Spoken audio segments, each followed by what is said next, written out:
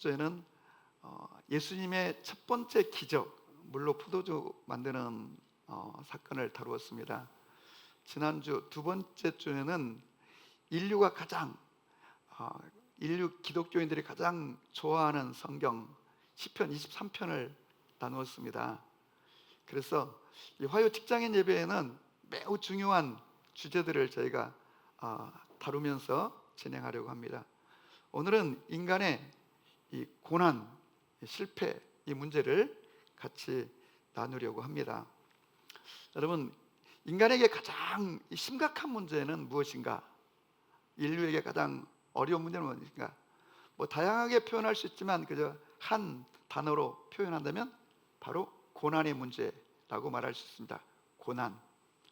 결국 인간은 또 국가도 기업도 가정도 개인도 이 고난이라고 하는 문제를 어떻게 극복하고 헤쳐나갈 수 있는가, 이 부분입니다. 이 고난에 대한 이 관점을 바로 갖는 게 매우 중요한데, 신앙생활하면서 고난을 나는 어떤 관점으로 바라볼 것인가에 따라서 결국은 우리 인생의 방향도 결정될 수 있다, 이렇게 생각합니다. 우리가 이제 신앙이 성숙했다 이런 말을 하죠. 그럼 신앙이 성숙한다는 말은 무슨 말인가? 관점이 바뀌었다는 뜻이죠. 관점이 바뀌는 것. 어떤 관점? 인간적 관점, 나의 관점에서 하나님의 관점으로 이 관점의 변화가 성숙했다, 이렇게 말할 수 있는데, C.S. 루이스는 자신의 책 고통의 문제에서 이렇게 말합니다. 하나님은 평소에는 작게 말씀하시다가 고통을 당하고 있을 때에는 우리에게 확성기로 말씀하신다. 그러니까 평소에는 성경이 읽어도 그냥 이렇게 크게 느껴지지 않을 수 있고 하나님의 음성이 작게 들리는데, 우리가 고통 가운데 있을 때는 큰 소리로 우리에게 말씀하시고 뚜렷하게 하나님의 음성을 들을 수 있다, 그런 뜻이겠죠. 그래서 우리가 하나님을 사랑하고 하나님을 온전히 믿고 의지하고 나갈 때, 그때 이제 스스로 실패라고 고통이었다고 생각하는 바로 그 사건 속에서 하나님은 우리에게 구체적으로 말씀하고 또 그 사건을 통해서 우리에게 놀라운 일을 시작하신다는 이 비밀입니다. 그래서 이 고난 속에 하나님의 신비가 숨어 있다는 것을 이해할 수만 있다면, 그렇지만 이제 우리가 육체적으로 힘이 드니까 누구든지 고통을 피하려고 하고 고통이 오지 않기를 바라고 또 오지 않도록 기도도 하고 그러는데, 이 고통, 인간의 고난 속에 놀라운 신비, 근데 더 놀라운 것은 하나님은 언제나 인간의 고난을 통해서 당신의 계획을 시작하시고, 우리 각자를 향한 하나님의 놀라운 계획들이 그 고난을 통해서 출발된다는 것을 우리가 발견할 수만 있다면 우리는 고난에 대해 좀 더 적극적일 수 있다는 것이죠. 이거 성경으로 한번 볼까요? 성경에 나와 있는 모든 위인들, 믿음의 사람들이 고난에 대해서 적극적이었다고 하는 사실입니다. 우리는 예수님의 동생, 초대교회의 수장이었던 야고보 사도가 야고보서 1장 2절에서 내 형제들아, 너희가 여러 가지 시험을 만나거든 온전히 기쁘게 여기라. 놀랍잖아요. 여러 가지 시험, 한 가지도 아니고 여러 가지 막 겹쳐서 오는, 우리 인생을 살아가다 보면 그렇죠. 실제로 막 고난이 왔는데 너무 힘들어 죽겠는데 또 다른 고난이 막 덧붙여지고 또 문제가 터지고, 그런데 그런 여러 가지 시험을 당할 때에 온전히 기쁘게 여기라. 단순히 기쁘게 여기라는 아니지만 온전히 기쁘게 여기라. 믿으십니까? 네. 안 믿어지시는군요. 목소리를 들어보니까. 예수님의 수지자 베드로는 그럼 이 고난에 대해 어떤 관점을 가지고 있는가? 베드로전서 1장 6절, 너희가 이제 여러 가지 시험으로 말미암아 잠깐 근심하지 않을 수 없으나 오히려 크게 기뻐하는도다. 똑같아요. 베드로도 말하기를 우리가 인생 살아가는 중에 여러 가지 시험으로 말미암아 육체를 가졌으니까, 사람이니까 잠깐 근심하지 않을 수는 없지만 그러나 오히려 크게 기뻐한다, 이렇게 말했어요. 그러면 베드로전서 4장 12절에서는 좀 더 차원을 높였습니다. 사랑하는 자들아, 너희를 연단하려고 오는 불시험. 여러분, 시험 중에도 불시험이 있습니다. 내 인생을 다 살라버릴 것 같은 그런 불시험 오는 것을 이상하게 여기지 말라, 이렇게 우리가 말했어요. 그럼 믿음의 대사도 바울은 이 고난에 대한 어떤 관점을 갖고 있는가? 로마서 5장 3절에 우리가 환난 중에도 즐거워하나니, 환난 중에도 즐거워한대. 왜 즐거워하는가? 이 환난은 인내를, 인내는 연단을 만들어 우리로 하여금 온전하게 하려고 한다는 거예요. 이렇게 놀랍게 이런 관점들을 가지고 있는데요, 사도 바울은 고린도전서 10장 13절에서 이런 고난에 대한 뚜렷한 관점을 가지고 있어요. 어떤 관점? 사람이 감당할 시험 밖에는 너희가 당한 것이 없나니 오직 하나님은 우리에게 미쁘사 감당치 못할 만한 시험 당하는 걸 허락지 아니하시고. 그러니까 우리가 당하고 있는 이 시험이 있는데 감당할 수 없는 시험은 허락지 않는다는 거예요. 저는 성경 구절 중에 고난 가운데 있을 때 바로 이 고린도전서 10장 13절이 저에게 큰 위안과 힘을 주었습니다. 그리고 이 말씀 고린도전서 10장 13절로 그 고난을 돌파하고 뚫고 나아가도록 이 말씀이 레마의 음성으로 저에게 들려졌습니다. 왜? 너희가 감당치 못할 시험을 허락하지 않는다. 이 말씀이 나에게 너무 위로가 되었고 격려가 되었어요. 그렇다면 지금 내가 당하고 있는 이 시련은 감당할 수 있는 거구나, 극복이 되는 거구나. 왜 여러분 안타깝게도 오늘날도 너무 많은 사람이 절망하고 생을 포기하고 여러분 죽음으로 가는 것일까요? 감당이 안 된다는 판단이 올 때 그렇습니다. 그때 절망이 오고 삶을 포기하는 거죠. 그런데 주님은 우리에게 말씀하시기를 너희가 당하는 그 고난이 있느냐? 감당치 못한 고난은 허락하지 아니하시고 그 다음에 그 시험 당할 쯤에 피할 길을 내요. 너희로 하여금 능히 감당하게 하시니라. 어떻게? 능히 감당할 수 있다는 거예요. 그렇다면 우리가 이렇게 대한 관점을 우리가 달리해야 되는 거죠. 그래서 사도 바울은 고린도후서 1장 8절 9절에서 이렇게 말합니다. 우리가 아시아에서 당한 고난을 너희가 모르기를 원치 아니하노니 우리는 아시아에서 살 소망이 끊어지는 고난을 당하였는데 그때 우리의 처지는 마치 사형 선고를 받은 것과 같았다. 그 다음에 그런데 왜 하나님은 이렇게 당신의 사랑하는 사람들에게 이 고난을 허락하는가? 사도 바울은 너무 분명한 관점이 있었습니다. 이는 우리로 하여금 자기 자신을 의지하지 말고 죽은 자를 살리시는 하나님만을 의지하게 하려고 고난을 허락하신다는 거예요. 아멘.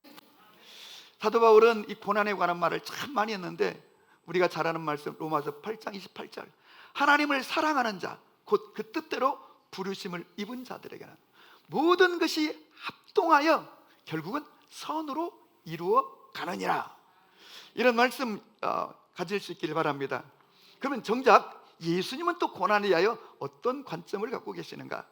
산상수훈 5장 11절 12절에 보면 사람들이 너희를 욕하고 박해하고 막 고난을 줄 때 뭐라고 말했는가? 기뻐하고 즐거워라. 하늘에서 너희 상이 큼이라. 전에 너희 있던 제자들 선지자들도 이 같은 박해를 당했다는 것입니다. 그러니까 예수님도 바울도 예수님의 동생 야고보도 그리고 예수님의 수자 베드로도 한결같이 이 고난에 대하여 여러분 긍정적이다 못해 적극적인 거예요. 오히려 이 고난이 축복이라는 거예요. 그래서 고난 가운데 즐거워하고 그게 기뻐하라. 오늘 우리가 같이 보았던 이 요셉이라고 하는 인물은 성경 가운데 가장 예수님을 닮을 인물로 그렇게 이제 평가되고 있는데 요셉의 인생이 그렇게 위대하고 아름다웠는데 요셉의 삶에도 고난이 없었던 것이 아니죠. 요셉의 삶에도 큰 고통과 아픔이 있었는데 요셉의 삶의 가장 큰 고통이 무엇일까? 우리가 한번 생각해보면 쉽게 발견할 수 있습니다. 첫째, 그의 어머니가 어렸을 때 이 베냐민을 낳다가 죽었을 때 아마 슬펐을 거예요. 그게 어찌 하겠어요? 근데 그의 인생에 씻을 수 없는 이 고통, 고난의 시간이 두 번 있었는데, 첫 번째는 형들이 자기를 미워해 가지고 저 미디안 상인들에게 본래는 죽이려다가 미디안 상인들에게 은 20을 받고 노예로 팔아 이집트로 끌려갔을 때가 가장 큰 충격이었고 고통이었죠. 또 하나 있다면, 이집트에 내려가 가지고 이제 보디발이라고 하는 이 왕의 근위대장의 집에서 이제 노예로 팔려 들어가 일을 하는데, 열심히 성실히 일을 하고, 그래서 인정받고, 그래가지고 나중에 그 집 가정 총무가 되어서 아주 신임을 받고 열심히 하는데, 보디발의 와이프의 그 모함에 계략에 빠져가지고 억울한 누명을 쓰고 재판도 못 받은 채 감옥에 던져졌을 때, 기약도 없는 감옥에 있을 때 가장 큰 고통이었고 슬픔이었던 거죠. 이렇게 요셉의 삶에도 이런 어려운 시간들이 있었다는 것입니다. 형들의 배신.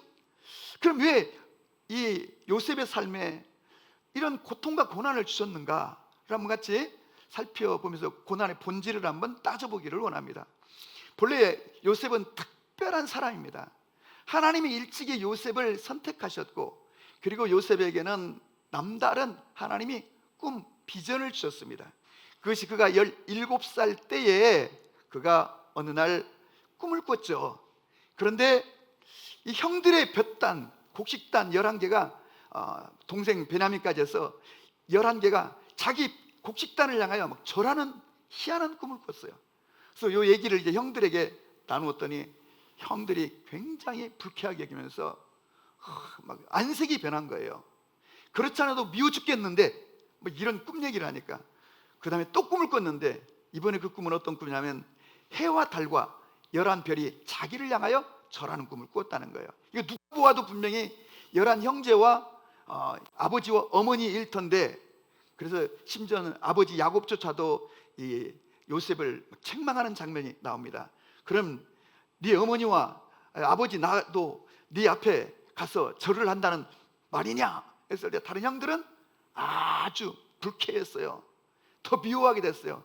근데 아버지 야곱만은 그 꿈 이야기를 마음에 담아두었다, 이런 얘기가 나오는데, 그래서 그때부터 더 극렬하게 그 형들이 미워했는데, 그 미워하는 데는 뿌리가 있었어요. 첫째는 아버지 야곱이 4명의 부인 중에 가장 사랑했던 라헬이 낳은 아들이었기 때문에, 특별히 이 아버지 야곱이 요셉을 너무 사랑하여 다른 형제들에게는 그냥 일반적이고 보통 옷을 입혔지만은 이 요셉에게는 채색 옷을 입혔다는 거예요.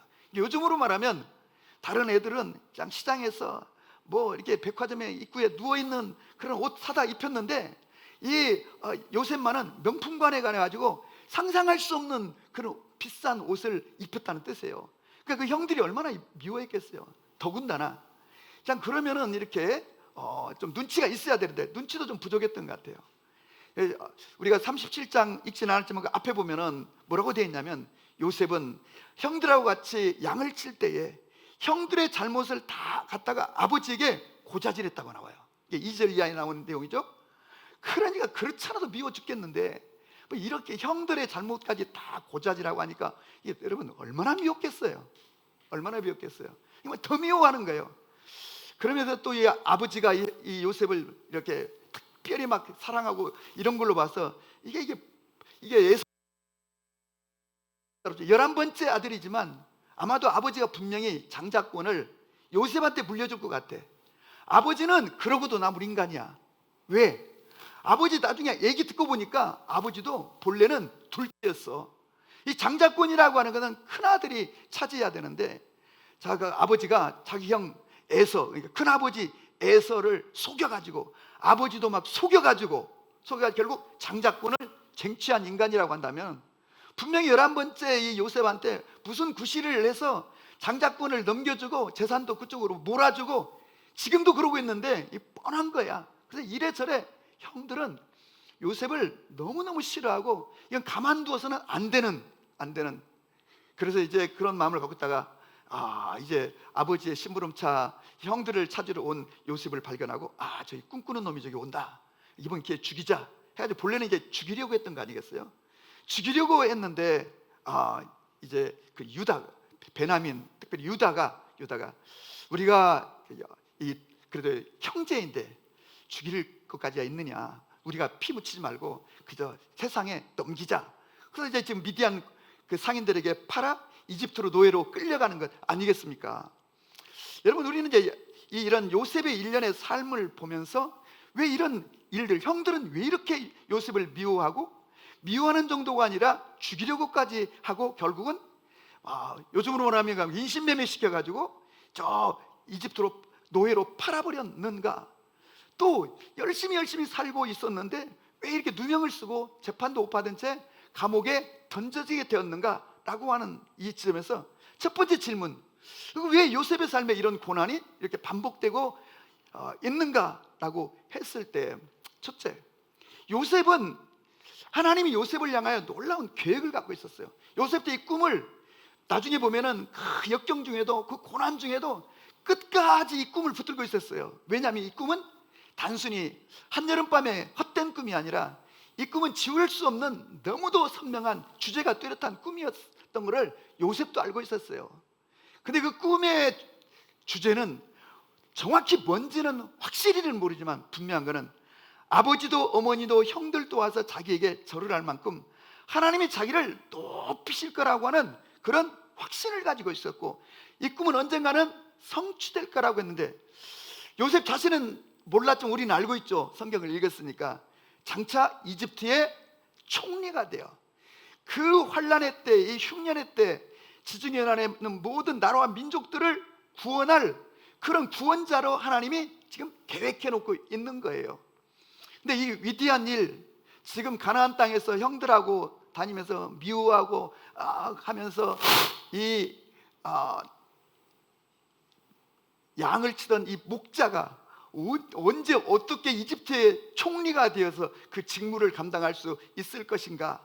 하나님께서 이제 요셉의 삶 가운데 특별히 고난을 통해서 요셉을 이끌어 가시고 준비시키는 걸 보는데, 근데 왜 하필이면 이 고난을 통해서 이끄시는가? 우리는 이걸 싫어하잖아요. 야베스의 기도처럼 환란을 면케하시고처럼 환란이 될 수 있으면 피해가기를 원하고, 저도 그런 기도를 드리죠. 그런데 하나님은 환란을, 고난을 허락하시는데 왜 고난을 허락하셨는가?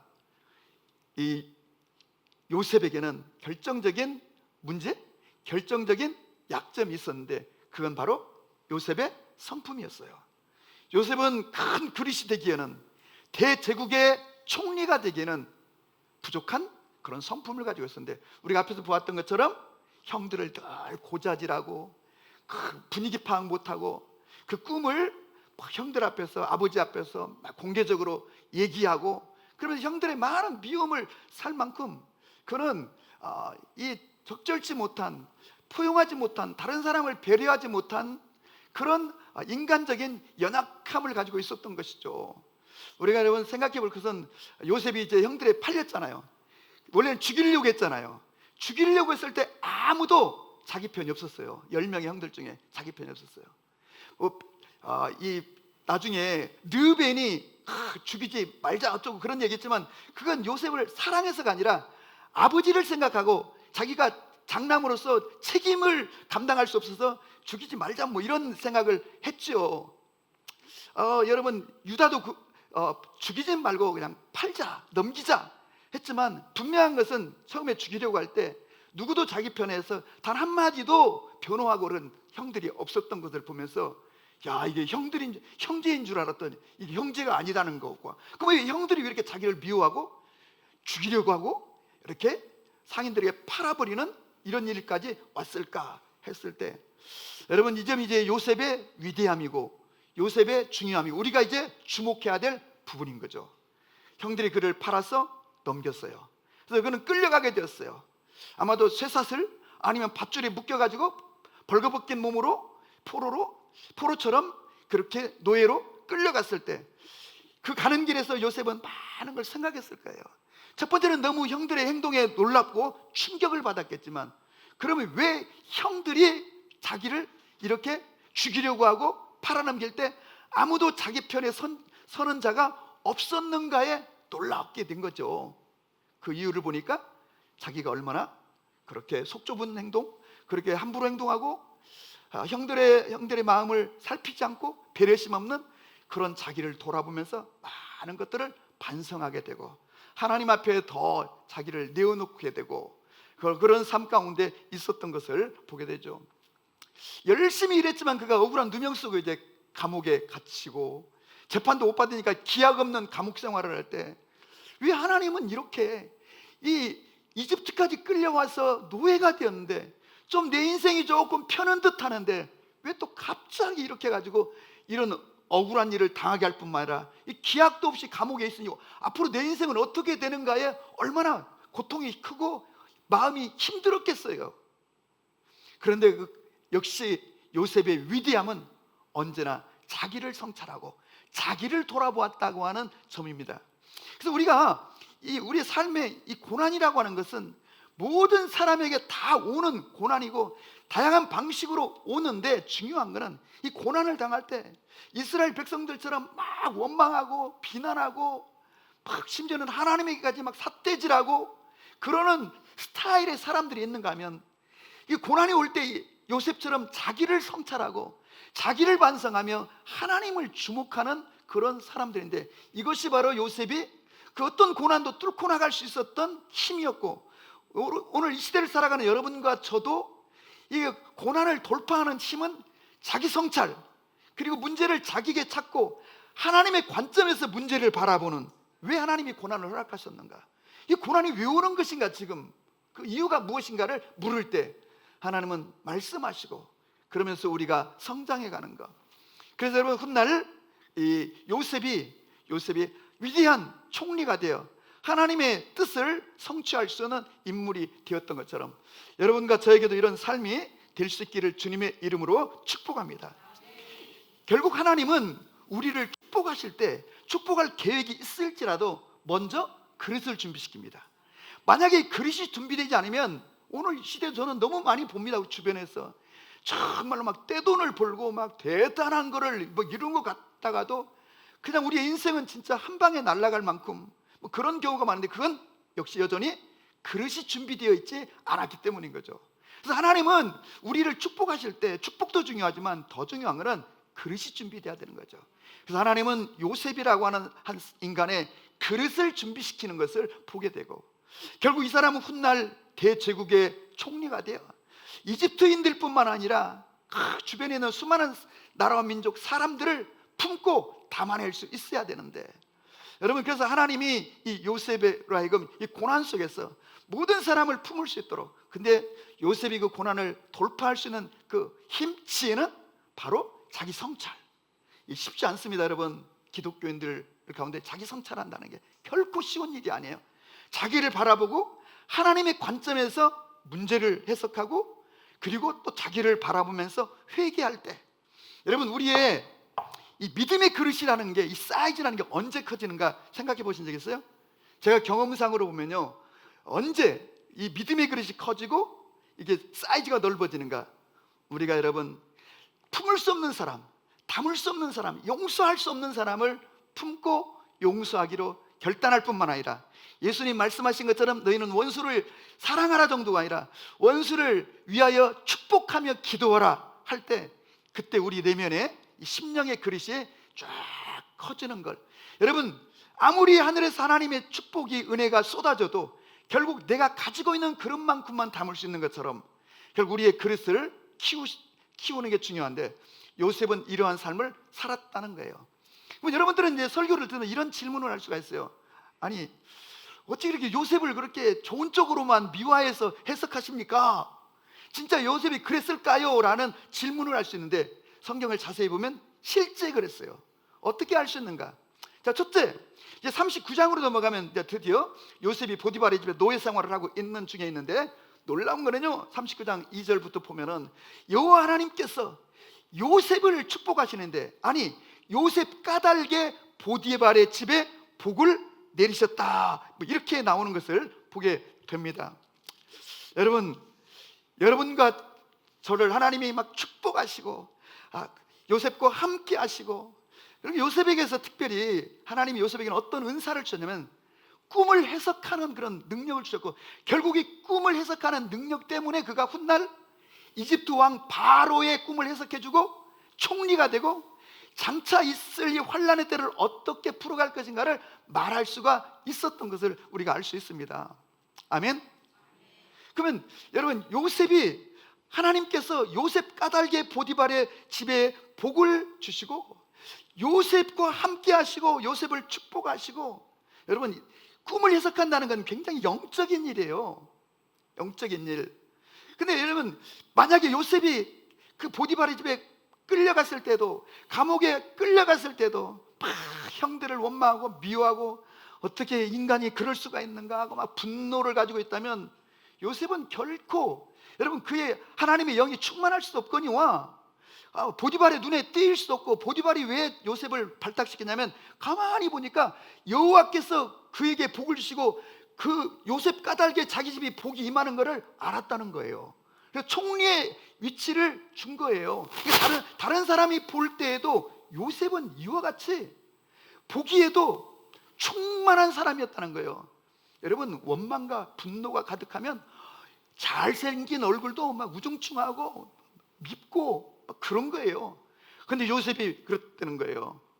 그것은 요셉이 하나님의 임재 안에 있었다는 것이고 하나님과 동행하고 있었다는 것이고, 아멘. 더군다나 꿈을 해석해 줄 수 있는데, 그 꿈을 해석할 때도 한번 제가 얘기해 보실까요가 아니라 말씀하십시오. 꿈을 해석하는 분은 하나님이십니다 하고, 어떤 꿈이든지 다 하나님의 은혜로 해석할 수 있다는 그런 자신감을 가지고 그렇게 나설 수, 심지어는 왕 앞에서도 그런 태도를 보일 수 있었던 것은 하나님이 자기를 도우시고 도울 거라는 확신이 있었기 때문인데, 여러분, 주님과 동행하지 않으면서 그런 확신을 누가 가질 수 있겠어요? 여러분과 제가 주님과 동행함으로 사랑하고 품고 용서하는 그런 믿음의 사람이 되시기를 주의 이름으로 축복합니다. 뿐만 아니라 여러분, 이 요셉이라고 하는 사람, 39장 뒤에 6절에 보면 뭐라고 하냐면, 그의 용모가 빼어나고 아름다웠더라 이렇게 돼 있어요. 그러니까 보디발의 아내가 유혹도 했겠지만 그거는 외적으로 막 잘생기고 핸섬하고 그런 뜻이 아니에요. 원문에 보면 이 빼어나고 아름답단 말을 똑같은 단어로 썼더라고요. 제가 찾아보니까 똑같은 야파라고 하는 히브리어를 썼는데, 이 야파라고 하는 히브리어의 원뜻은 뭐냐면 맑다, 깨끗하다는 뜻이에요. 그러니까 그는 하나님 앞에서 맑고 깨끗한 사람으로, 분노와 막 미움으로 이글거리는 그런 시간 속에 때가 되면 내가 복수하겠다고 하는 그런 마음이 아니라 형들을 용서하고 오히려 자기를 성찰하며 자기 때문에 형들이 얼마나 마음이 힘들었을까를 보며 형들을 축복하고 아버지를 축복하고 있을 때 하나님의 그를 열어주셨고, 감옥에서도 그런 삶 가운데 있을 때 보디발을 축복하고 그의 가정을 축복하고 있을 때 하나님이 그와 함께하여 그 임재 속에서 꿈을 해석해 줄 수 있었던 것처럼, 여러분과 저의 삶 속에서 고난이 문제가 아니라 고난을 대하는 자세와 고난을 어떻게 돌파할 수 있는가, 여러분과 제가 믿음으로 축복하고 하나님께 감사하고 찬양함으로 나아갈 때, 그때 여러분, 우리가 고난을 뚫을 뿐만 아니라 하나님의 그 축복을 담아낼 수 있는 믿음의 그릇과 우리의 성품과 인격의 그릇이 준비되어지는 줄로 믿으시기를 바랍니다. 아멘. 여기까지. 다음 주는 이어가지고, 그럼 어떻게 고난 속에서 우리가, 다음 주의 주제는 이 고난을 축복으로, 그럼 어떻게 이 고난을 축복으로 전환시킬 수 있는가? 성경에 다 원리적으로 나와 있는 거죠. 어쩌면 이것이 우리 인생의 가장 큰 주제가 되죠. 그래서 사도행전 16장을 중심으로 고난을 축복으로 전환시키는 방법, 또 원리를 성경에서 우리가 한번 나누기를 원합니다.